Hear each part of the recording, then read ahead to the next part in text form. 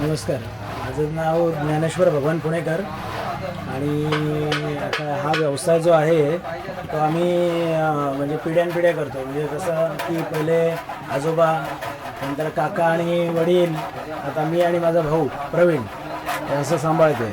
साधारण पनवेलमध्ये 105 वर्ष झाली हा व्यवसाय आपण करतो.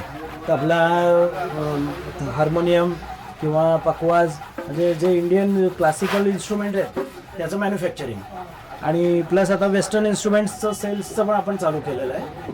तर त्यामध्ये पण आहे बऱ्यापैकी त्याचं हे तो दे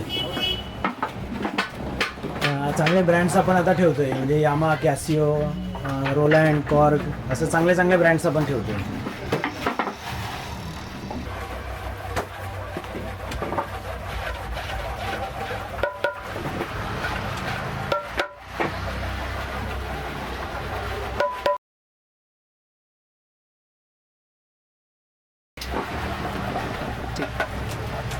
तर तसं का लोकल कलाकार तर सगळेच आपले म्हणजे जवळचेच माणसं आहेत. म्हणजे अगदी त्यांचे आजोबा आणि आमचे आजोबा हे एकत्रित काम करायचे. म्हणजे कसं आहे की त्यांचे आजोबांची वाद्य, तसं ते पिढ्यानपिढ्या जे संगीत जनरेशन आहे ना हे पिढ्यानपिढ्या चालू आहे. तर तेच कस्टमरचे म्हणजे आज नातं आहेत तर ते आमच्याशी म्हणजे रिलेटेड आहेत.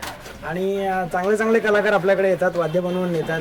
अगदी जर म्हणायचं तर ज्ञानेश्वर खरे, त्यानंतर रणजित पाटील, हे जे आपले इथले स्थानिक कलाकार आहेत म्हणजे आता खूप चांगली नावं त्यांची झालेली आहेत. तर असे कलाकार आपल्याकडे येतात. त्यानंतर उस्ताद बाहुद्दीन डागर, संजयजी आगळे हे बाहेरून म्हणजे बाहेरचे जे कलाकार आहेत तेही आपल्याकडे वाद्य बनवायला येतात आणि लांबून वाद्य आपल्याकडे बनवायला येतात. म्हणजे त्यांना ती वाद्य आवडतात आपण बनवलेली, म्हणून ते आपल्याकडे लांबून येतात. आणि एखादा किस्सा म्हटल्यानंतर कसं आहे की अंबेजोगाईचे पद्मभूषण ज्यांना पुरस्कार मिळालेला उद्धव बापू आपेगावकर, आज एवढा मोठा माणूस, तर ते एकदा आले आणि त्यांनी स्वतःचं वाद्य गाडीतून स्वतः उचलून आणलं. तुम्ही त्यांना सहज म्हटलं की बापू तुमच्यासोबत तर खूप सारे शिष्य आहेत आणि आजच्या परिस्थितीत असं आहे की गुरु पुढे जातो आणि शिष्य वाद्य उचलून घेऊन जातो त्यांच्या मागे. तर मग मी त्यांना सहज विचारलं, बापू तुम्ही स्वतः थांबा मी घेतो, तुम्ही नका घेऊ. मला त्यांनी सांगितलं नाही बाळा, कलाकार कितीही मोठा झाला तरी त्याची जी कला आहे ना ती त्या वाद्यामुळे आहे आणि त्या वाद्याला स्वतः उचलून नेण्यात जो नम्रपणा आहे तो शेवटपर्यंत टिकवणं गरजेचं आहे. तर ही जरा म्हणजे मला एक ज्ञान देऊन देणारी म्हणा किंवा एक वेगळीच एवढ्या मोठ्या माणसाची एक वेगळीच मला हे दिसली, म्हणजे खासियत आपण त्याला म्हणू शकतो. त्या बापूंनी स्वतःचं वाद्य उचलून स्वतः चालत दुकानात घेऊन आले आणि मग माझ्याकडून काम करून स्वतः उचलून गाडीत घेऊन गेले. मी म्हटलं नको बापू मी ठेवतो, तर त्यांनी मला नाही म्हटलं, माझा मीच उचलणार.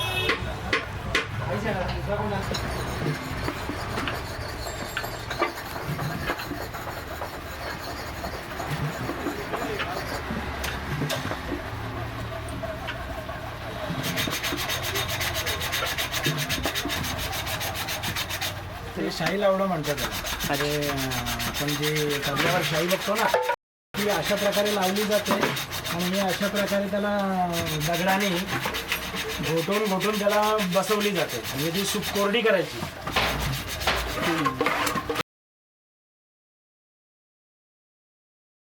त्याचं कसं आहे आताची जी जनरेशन आहे ती डिजिटलकडे जास्त आहे, मोबाईलकडे त्यांचं लक्ष जास्त आहे, त्यांचं टी व्हीकडे जास्त लक्ष आहे किंवा अक्षर म्हणजे डिजिटल झालेलं आहेत ते सगळे. तर माझं तर म्हणणं हे आहे की मुलांनी थोडा वेळ काढून एक संगीताकडे जर बघितलं तर त्यांचं स्वतःचं माइंड थोडंसं स्टेबल राहील. आणि आम्ही काय करतो आहे की आम्हीही कमीत कमी रेटमध्ये सगळं वाद्य उपलब्ध करून देतो आहे. की बाबा आता कॉस्ट ऑफ प्रोडक्शन वाढलेलं आहे, लेबर वाढलेलं आहे, मालाची किमती जास्त झालेल्या आहेत, तरीही परवडणाऱ्या रेटमध्ये आम्ही सगळ्या गोष्टी उपलब्ध करून देतो आहे. त्याचं मागचं कारण काय आहे की आम्ही स्वतः काम करतो आहे. आम्ही कोणाकडून तरी इम्पोर्ट करतो आहे आणि मग तुम्हाला विकतो आहे असं नाही आहे. आम्ही स्वतः मॅन्युफॅक्चरिंग करतो आहे, म्हणून ह्या गोष्टी सगळ्या परवडण्यासारख्या आहेत. आणि माझं तर म्हणणं हेच आहे की प्रत्येक स्कूलमध्ये ज्याप्रमाणे 1 तास संगीताचा असतो त्या प्रकारे प्रत्येक माणसाने आपल्या आयुष्यातला दिवसातला 1 तास तरी त्या संगीतासाठी दिला पाहिजे, तर त्याच्या त्या म्हणजे जो मानसिक तणाव असतो दिवसभराचा तो थोडासा रिलॅक्स होऊ शकतो. तर त्यासाठी त्यांनी स्वतः थोडासा विचार केला पाहिजे. आणि येत्या 10 वर्षामध्ये पण असं काही मला नाही वाटत आहे की फार बदल घडेल, कारण का हा सर्कल आहे. ज्याप्रमाणे गीतेमध्ये सांगितलेलं आहे की पुन्हा तो सर्कल होतो पूर्ण, तर त्या प्रकारे पुन्हा तसे दिवस येतातच. की असं नाही आहे की आता लोक डिजिटलकडे वळले तर आता ते अशी वाद्य वाजवणार नाही आहेत, असं काही नाही आहे. लोकांचा हॉबी कंटिन्यू आहे आणि लोक पुन्हा त्याच गोष्टीकडे वळतात आणि काय फार असा विशेष फरक होईल असं वाटत नाही आहे. फक्त एवढंच की लोकांबरोबर आम्हालाही थोडंसं स्मार्ट व्हायचं आहे, अजून काही दुसरं नाही आहे.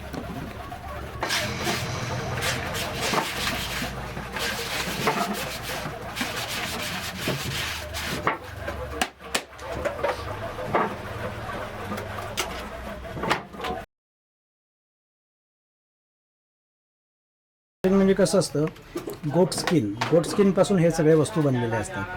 तर याच्यावर कसं आहे की हे जे पान आहे हे तबला, ढोलकी, ढोलक, डग्गा या सगळ्यांना हे असं यूज होतं. त्याच्या डायमेन्शनवर डिपेंड आहे. तर त्या साईजनुसार ते बनतं. आणि मग नंतर काय येतो, याला वाळवून ठेवायचं. वाळवून ठेवल्यानंतर ज्या साईजनी असतं तर त्या साईजला पर्टिक्युलर फिक्स साईज घ्यायची आणि मग बनवून घ्यायचं असतं. बनवून झालं की त्याला मग स्टोन पावडर असते. स्टोन पावडरनी जी आपण त्याला मराठीत शाई म्हणतो, तबल्याची शाई, तर ती तबल्याची शाई पेस्ट केली जाते. हँडमेड पेस्ट असतं त्याच्यामध्ये. आम्ही स्वतः ती मॅन्युफॅक्चरिंग करतो. तर हँडमेड स्टोनची पावडर आणि पेस्ट याला मिक्स करून ही अशा प्रकारे शाई बनवली जाते. हे असं बनवलं जातं. बनवल्यानंतर मग फायनल फिनिशिंगची एक वेळ असते. फायनल फिनिशिंग त्यानंतर कस्टमर रिक्वायरमेंट, कुठल्या स्वराचा तबला हवा आहे, कुठल्या स्वराची ढोलकी हवी आहे, पखवाज हवा आहे, त्यानुसार त्या कस्टमरच्या डिमांडनुसार ते बनवलं जातं.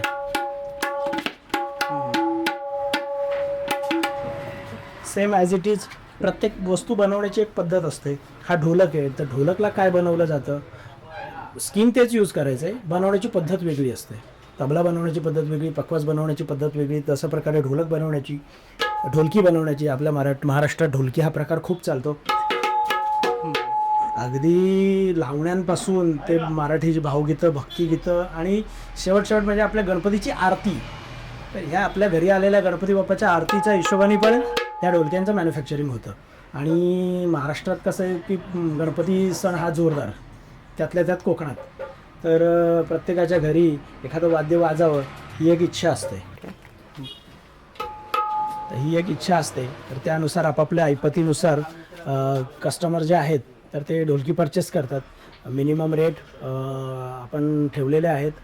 त्याच्यामध्ये स्पेशल ढोलकी, सेमी स्पेशल ढोलकी आणि अगदी प्युअर ढोलकी, तर असे प्रकार असतात. जो तो आपापल्या आवडीनुसार त्या वस्तू परचेस करतो. आणि ज्या प्रकारे थोडंसं वेगळं वगैरे एक्सपिरियन्स म्हटलं तर एक रिव्हर्स शाई म्हणून पान येतं. त्याला हे जसं आपण काळं दिसतंय शाई, तर हे अशी दिसत नाही, आपण पोटामध्ये शाई टाकतो ती. तर ती एक रिव्हर्स शाई आली. तसा पखवाज बनवलेले आहेत. त्यानंतर स्केल चेंजर तबला म्हणजे कसं असतो की एकच तबला वेगवेगळ्या स्केल्सला यूज होत होतो. तर त्या प्रकारचे पण तबले आपण बनवलेले आहेत. पण कसं आहे की ते तेवढे सक्सेस नाही आहेत जे आपण नॅचरल पद्धतीने बनवतो. ते एक एक्सपेरिमेंट म्हणून झालं, पण तेवढे ते सक्सेस होत नाहीत की कस्टमरला आवडतात. नवीन म्हणून काहीतरी वेगळं आवडतं, पण ते तेवढे सक्सेस नाही आहेत. ज्या प्रकारे जे पिढ्यानपिढ्या आपण नॅचरल पद्धतीने ज्या वस्तू बनवत आलो आहेत तर त्याच शेवटी जास्तीत जास्त चालल्या जातात. आणि त्याचं कसं होतं, त्याचं प्रोडक्शन कॉस्ट पण वाढते, त्यामुळे त्या थोड्याशा महाग पण पडतात.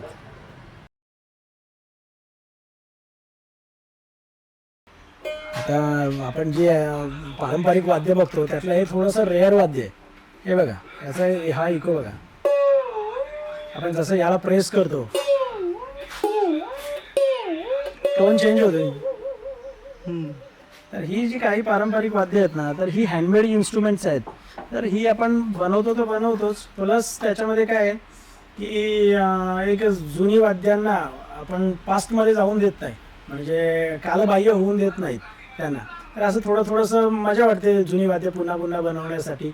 आणि ती वाद्य आम्ही शोधतोय पण की असं एखादं वाद्य वेगळं मिळतंय का, की त्याला आपण बनवून बघूयात, प्रयत्न करूयात.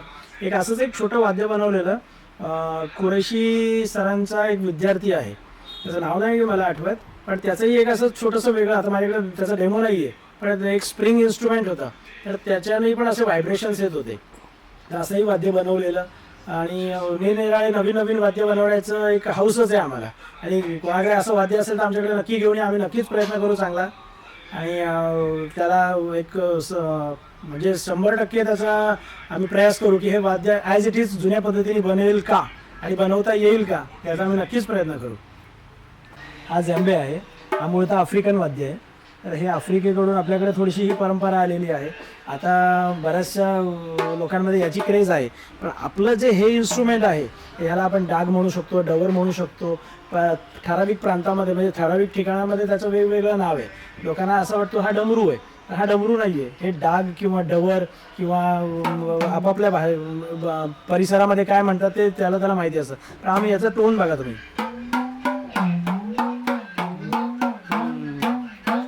ही आपली भारतीय संस्कृती.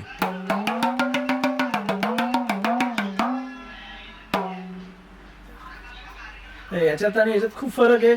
ही वाद्य चालू आहेत, तीही वाद्य चालू आहेत, सगळी आपण स्वतः बनवतोय. तर त्यामुळे प्रत्येक वाद्य एक बनवताना वेगळी मजा असते, वेगळं स्किल असतं त्याच्या मागे. आणि ते आपापल्या त्या ठिकाणी कस्टमरच्या नुसार वापरायचं आहे आणि वाद्य बनवायची, एक मजा येते.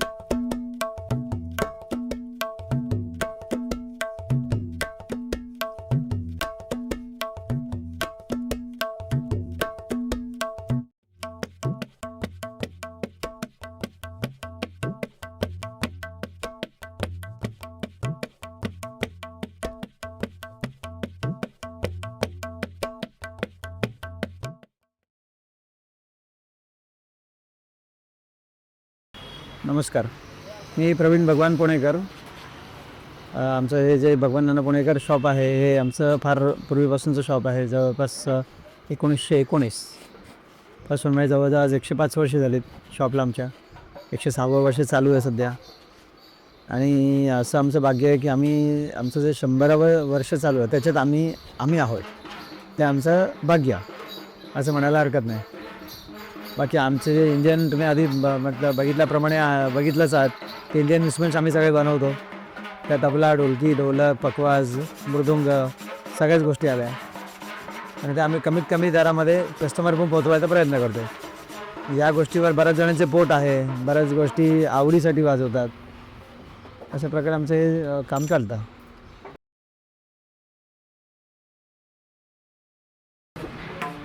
हा मृदुंग आहे, याला एकूण 16 घरं असतात. ही 16 घरं ही सगळी सारखी लागली पाहिजे तर तो वाजतो. तर नाही कुठे खाली कुठे वरती असेल तर तो लागणार नाही. तुम्हाला 16 घराचे 16 घरं ही सारखी लावायची असतात. मी तुम्हाला लावून दाखवतो.